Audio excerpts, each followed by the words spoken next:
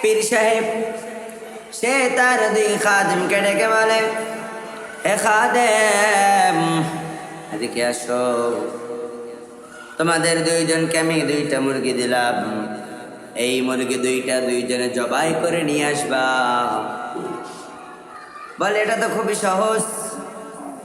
বলে এমন সহজ আবার কঠিন, এমন সহজ আবার সহজ নয়।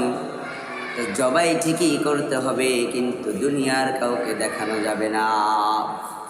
এমন জায়গায় যেই মুরগি দুইটাকে জবাই করতে হবে, পৃথিবীর কেউ তোমাদেরকে দেখতে পাবে না, কেউ দেখলে হবে না। যাও যাও, গোপনে এটাকে জবাই করে নিয়ে আসো। দুই বান্দা দুই রাস্তায় চলে গেলে, একজন চার দেওয়ালওয়ালা ঘরের মধ্যে, চার দেওয়ালওয়ালা ঘরের মধ্যে ঢুকে মুরগিটাকে জবাই করে নিয়ে আসছে। আর এক ব্যক্তি মুরগিটা যেমন দিয়েছিল তেমনই সঙ্গে করে নিয়ে আসছেন। এবার পীর সাহেব জিজ্ঞাসা করতেছেন, আপনি কিভাবে এটাকে জবাই করলেন? কেউ কি আপনাকে দেখে নাই? প্রশ্নের উত্তরে জবাব আসলো, আমি চার দেওয়ালওয়ালা ঘরের মধ্যে, চার দেওয়ালওয়ালা ঘরের মধ্যে বসে এটাকে জবাই করেছি। দুনিয়ার কেউ আমাকে দেখে নাই, একটা পিঁপড়া আমাকে দেখতে পারে নাই। আমি এমন রুমের মধ্যে এটাকে জবাই করেছি। বলে সত্য নেই? হ্যাঁ সত্য। এবার জিজ্ঞাসা করে মরে, তুমি কেন মুরগিটাকে জবাই করে আনতে পারো নাই? ডেকে বলে, হযরত আপনি তো বলেছিলেন কেউ যেন না দেখে। আমিও চার দেওয়ালওয়ালা রুমের মধ্যে গিয়েছিলাম।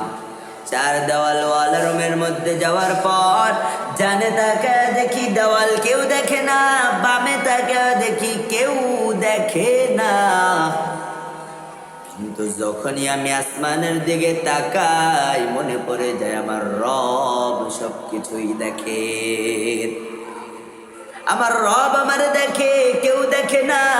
রব ঠিক ওই আমারে দেখে, আমি কেমনে জবাই করব? তাই তো ফেরত আসলাম।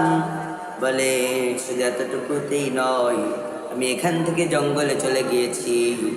জঙ্গলে যাওয়ার পরে গভীর জঙ্গলের মধ্যে কেউ আমারে দেখে না। আসমানে তাকায় দেখি চাঁদের আলোটা আমার মুখ বরাবর পড়তেছে। আমি চিন্তা করলাম কেউ দেখে না, আমার রব আমারে দেখে, আমি পারতাম না। এ কারণেই আমি চলে আসছি। সাহেব ডেকে বলে, তোমরা জানো না এই পরীক্ষাটা কেন দিলাম? এবার জিজ্ঞাসা করে, কেন দিলেন? উত্তর দিল, আমি আর কতদিন দুনিয়াতে বাঁচবো? আমার মৃত্যুর পরে তো এই খেলাফতের দায়িত্ব একজনকে দিতে হবে। আমার মৃত্যুর পরে তোমাদেরকে খলিফা বানানো হবে। আমার খেলাফত যদি নিতে হয় তাকওয়াওয়ালা জিন্দেগি লাগবে। তাই পরীক্ষা নিচ্ছিলাম কার তাকওয়ার মাকাম কতটুকু। মুরগি যে জবাই করে নিয়ে আসে, জবাইওয়ালা ব্যক্তিকে বলে, আপনার থেকে তাহার তাকওয়ার মাকাম উঁচু, কাজে আমি মৃত্যুর পরে আপনাকে এই খেলাফতের দায়িত্ব দেওয়া হবে। প্রিয় মুসল্লিয়ানে কিরাম, আমাদের জীবনে তাকওয়ার গুণ অর্জন করা প্রয়োজন। তাকওয়ার গুণ কতটুকু